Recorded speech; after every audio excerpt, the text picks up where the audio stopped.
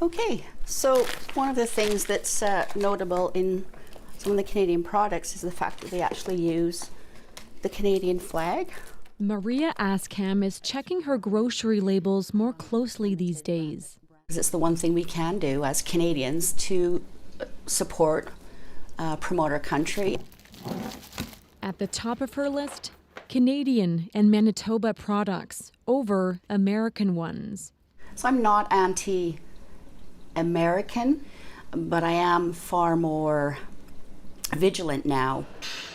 Conversations around tariffs are happening here at Brandon's Chez Angela Bakery. Manager James Chambers says buying local was already a priority for them, with 80 cents on every dollar spent on local products, including meat and vegetables. Almost everything that we do with Manitoba dairy, Manitoba eggs, Manitoba flour. He says it's a bit more expensive and more work, but doable and worth it for more reasons than just money. Check in with your local stores, those mom and pop shops that are owned locally. They've often already made an effort to find those relationships and are willing to help make those connections with you.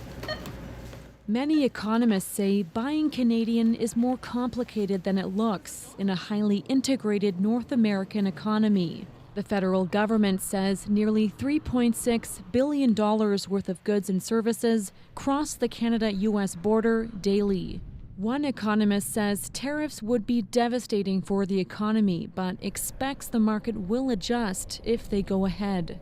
You'll find that suppliers who are price sensitive will start pursuing trade or sourcing with other countries or getting stuff locally because those end up being cheaper. So it's not an ideal world that I'm painting here, but in a perverse way, buying locally will become easier because many producers will have no better choice.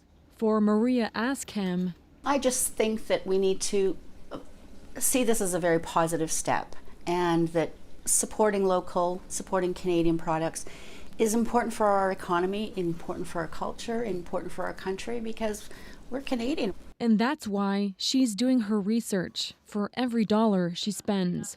Rosanna Hempel, CBC News, Brandon.